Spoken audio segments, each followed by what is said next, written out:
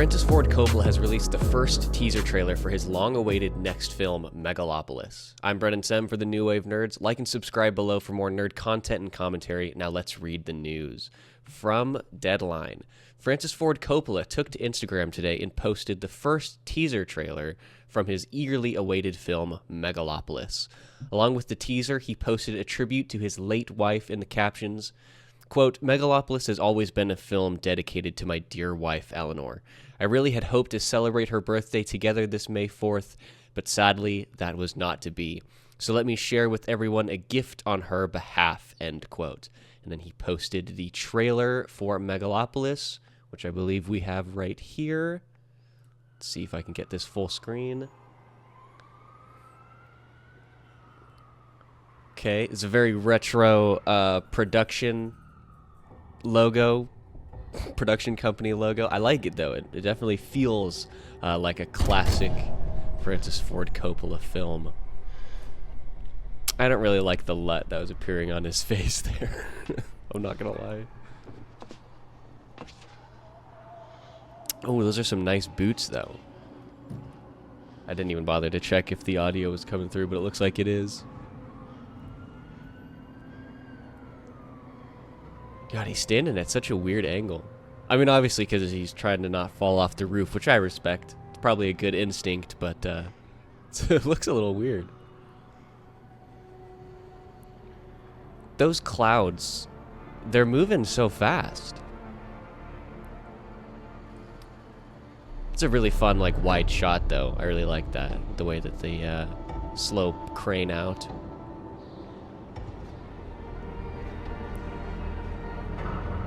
Oh. Time, stop! Time, stop.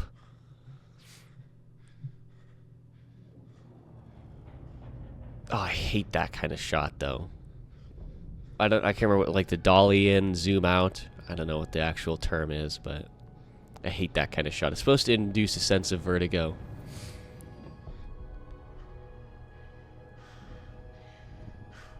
Okay, he's breathing pretty hard. And time resumes with the snap of the fingers. All right, there's a little bit left in the trailer there, not much, but we're going to leave it there. I suggest that you go watch the rest of it. It is kind of interesting. I'm curious to see how they take this. It's weird that he has to scream time stop and yet can just snap his fingers for time to resume. It's not what I thought the film was going to be about, I suppose. But let's get back to this article here. Let's pull up. Let's see where we go. Here we go. Adam Driver stars in Megalopolis as an idealistic architect attempting to rebuild New York as an American utopia. With the ensemble cast also featuring Natalie Emanuel, Aubrey Plaza, Shia LaBeouf, Dustin Hoffman, Jon Voight, Giancarlo Esposito, Lawrence Fishburne, and Catherine Hunter. See, I didn't realize, like, based off of the description, I did not think that, that little teaser trailer does not, like, match that, I guess. I didn't expect a sort of weird, time-stopping nature to this. I don't know. The film's French deal with distributor Le Pacte and the involvement of longtime Coppola collaborator Paul Rassam were confirmed this week by Deadline. It will premiere in competition at Cannes this week. I believe that is May 17th is when it debuts. Speculation has been rife around rollout plans for the $120 million self-financed epic ever since Coppola showed it for the first time to buyers at LA's Universal City Walk IMAX Theater at the end of March, with the screening followed shortly after by news of its Cannes selection. Watch the teaser below. So I've got a separate article here with a little bit more information about the actual plot of the film. The project follows the rebuilding of a metropolis after it has fallen into decline, with two competing visions. One from the idealist architect Cesar Catalina, played by Adam Driver. The other from corrupt Mayor Frank Cicero, played by Giancarlo Esposito. The first official image from Megalopolis reveals Driver eyeing a rebuilding of the city of New Rome, while Natalie Emanuel as Julia Cicero, the socialite daughter of Mayor Cicero, looks on. Megalopolis is structured as a Roman epic fable set in an imagined modern America. So here is the image that was at the top of the Deadline article. This is the first teaser promotional image to be released from Megalopolis. His hair looks a little different here. I gotta admit, the skyline, the view of New Rome in this image is much more impressive than from the short teaser trailer. To be honest with you, here we go. Like, that just looks like a regular city, right? To me, that doesn't feel like a metropolis in decline, right? This image, this view of the skyline, much more, this says metropolis to me, right? This seems to me like a high-tech, advanced, what does it say? An imagined, it does say modern America, I guess. I had thought it was a little bit more of a near future dystopia, but I guess it does say modern America. But then, what is this like little piece of technology here? I don't know. But I much like the view of the city. I like this a lot better. I think this looks much more like what I would expect the setting of this film to be, much more so than this image here, which to me just looks like a plain old city, I guess. I don't know. I mean, and maybe that was just due to my expectation, I suppose, that this was going to be like a massive futuristic style thing. I don't know. I was really excited. I was hoping to see some massive, crazy sci-fi, and we may still get to see some of that, but not quite to the extent which I had hoped. Let's return to this Hollywood Reporter article for just a little bit here. To rebuild New Rome, Julius Cicero ultimately comes between Assessor Catilina she falls in love with and Frank Cicero, whom she remains loyal to as her father, as the two men battle with competing visions. The film will screen in competition in Cannes on May 17th and a gala premiere at the 77th Annual Festival. Okay, so yes, 17th, 2 weeks, well, less than that, little over a week. The project, with which Coppola began writing in 1983, cost a reported $120 million to make, funded in part by the sale of a significant portion of his wine empire. Honestly, $120 million, that seems like a relatively low budget, I guess. I mean, $120 million is still a massive amount, but compared to some of the other, like, blockbusters, I guess this isn't a blockbuster, but compared to some of the other films we see from these major names, I feel like that's a bit of a, I don't know. I guess for reference, what's the Dune 2 budget? I mean, that's obviously going to, $190 million, never mind. Wow. $190 million. Dune 1 was $165. Madam Web is $80. So let's see, what is like a, I guess what's a different recent film? I can't really think of any. Man, something that came out in like the past month or so. Those are TV shows. Civil War. Here we go. I wonder if they'll have the budget on here. This might be slightly too recent. I don't know if we have all of the details. Oh, here we go. 50 million. Okay, so I was completely wrong. My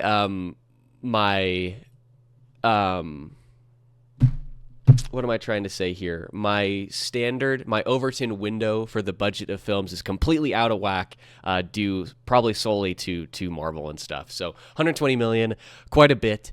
I don't know. I guess it's mostly just because of Marvel, right? And because we keep hearing like $1 billion and stuff, and the massive budgets for these massive epic blockbusters, and so my whole scale is completely messed up. But so 120 million, slightly less than the incredible showcase that is Dune 2, which I gotta imagine this is probably presumably at least gonna have some less impressive effects just based off of the content of the film itself.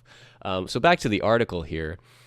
Recently, the film had a screening for potential buyers with Universal's Donna Langley, Netflix's Ted Sarandos, and Sony's Tom Rothman in attendance at Universal City Walk. It is still seeking distribution, but the filmmaker has noted his desire for an IMAX release. The ensemble cast includes Aubrey Plaza. We already talked this. Sorry, I'm dying. Francis Ford Coppola directed, wrote, and produced the film with Fred Roos, Barry Hirsch, and Michael Biederman producing. The executive producer credits are shared by, oh man, I'm going to say this wrong, Anahid Nazarian, Barry Osborne, and Darren Dimitri. So let's take a look at the IMDb. Okay, this is a really dope poster. This looks really cool. I really like the imagery of the collapsing statue here, framed by these two buildings. It's a bit of a weird placement for a statue in this alleyway. That doesn't necessarily make much sense, but I really like this. The framing of the two buildings. I wish it were slightly more symmetrical, right? Like the buildings you can clearly tell are they're different. This one might even extend a little higher. Yeah, the angle. I mean, I wish this were a little bit more symmetrical, but I really like this shot. And the moonlight in the background. I really like it. Too bad that that's not like the actual poster, because you would have to cut it off here and here. It wouldn't have the same effect, but that looks really cool. I hope that is the title from the film, the title screen from the film. That would be really interesting. What the heck is this? What is that? Is this what this film is going to be like? This is very weird. Why did it look so like fuzzy?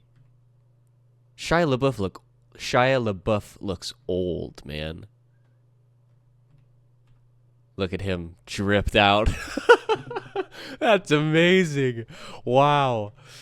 It's weird that this takes, there's a lot of St. Patty's Day imagery. Who is that? That's Natalie Emanuel. What do I know her from? She looks very much like Zazie Beetz from Joker, and oh, that's right, she's in Game of Thrones. Missandei. Yeah, I like her. I haven't seen her in much, but I really liked her in Game of Thrones. She really hasn't done all that much. Obviously, a bit of a recurring role in the Fast 9 saga, apparently, or in the Fast and Furious saga. Wow. Yeah, not much at all. I really like her. I'd like to see her do more stuff. I wonder if she's actually good, or if, just the writing of Game of Thrones is amazing. I don't get this. This is a bit of a massive aside, but I don't get this when they do that. Like, what is the purpose of having like the multiple word name with the hyphens in between? They obviously do a lot of that in Game of Thrones. They have one of the Night's Watch outposts is Eastwatch by the Sea, Southend on Sea. Like, I don't know. I don't get that. It's very weird. It's cool. I mean, I like the way it sounds, but I've never understood that. I did want to see who else was in this apart from who had been listed in the articles. Lawrence Fishburne, great. So we've got, okay, let's just go down the whole cast list. Why not? Giancarlo Esposito, Natalie Emanuel, Aubrey Plaza, Shia LaBeouf, Adam Driver, Dustin Hoffman, Talia Shire, James Remar, Lawrence Fishburne, Jon Voight, Jason Schwartzman, D.B. Sweeney, Catherine Hunter, Chloe Finneman, Grace Vanderwall. I don't know any of these people, I don't think. Jason Schwartzman, I think, is the last one who I'm familiar with. Although Catherine Hunter is a kind of a familiar name, but I couldn't place her.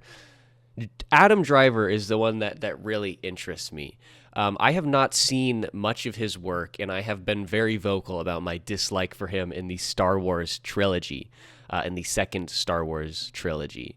But from what I hear, he's actually a very accomplished actor. Everything I hear from him is that he is actually pretty talented. I don't know there's obviously Marriage Story is the one. I think there was actually an Oscar win for that, or at least nominations. Yeah, one Oscar. This one was with Scarlett Johansson. I hadn't seen it. I believe they're going through a divorce. And now IMDb is not going to load. So I'm like I said, I'm fairly unfamiliar with Adam Driver's work, and I am not silent on my dislike of Kylo Ren. But I'm interested to see him do other things, right? Like I said, I've heard a lot that he is, just this incredible actor and that he is very talented and he's a great guy and stuff. But and I want to believe that, but my viewpoint of him is just so colored by how terrible, how much I dislike Kylo Ren, which isn't necessarily his fault, but it is partially his fault. So I'm interested to see, I do want to watch more stuff with him to see just how I truly am going to end up feeling about him as an actor. Do I like him and just dislike Kylo Ren, or is it truly him that I dislike? In large part, one of the things that I dislike the most about Kylo Ren is his voice, which is, unfortunately, I believe, part of Adam Driver, right? Unless he did some weird accent, which I don't think he did, but for some reason, I don't like the timbre of his voice. It resonates weird, I guess. But I'm interested to see. Presumably, he is very talented, and so I would like to see some more stuff, and I'm excited to see him in this. This film has definitely piqued my interest. It's one that I've more or less paid attention to over the course of the year or two since it was originally announced. In its current iteration, obviously, it had writing for it had begun in 1983, so it's a 40-year-long project, but I think it was maybe just sometime last year when they had announced the current iteration of this film. And so since that announcement, it's one that I've followed relatively closely. It's definitely piqued my interest, and I do want to see some more material come out. I want to see what the reaction out of Cannes is, and I want to see a little bit more of a trailer that explains the story a little bit more. I want to see a little bit more of New Rome. I want to see what this imagined modern America looks like, of these two, tycoons with these battling visions for the future of this metropolis. It's something that definitely does interest me. But that's where we're going to end it here. Let me know down below in the comments what you think of Adam Driver, if you think he's a good actor, or if you think that he is terrible. Let me know if you think it's just Kylo Ren that's bad, or if it's Adam Driver. Are you interested in this movie? Is this one that you're going to stick around and pay attention to? Does the concept interest you? Does the cast list being so evidently stacked, does that pique your interest? Let me know down below. Make sure that you like and subscribe for more content just like this, and we will be back here tomorrow with a brand new news segment. I'll see you guys then.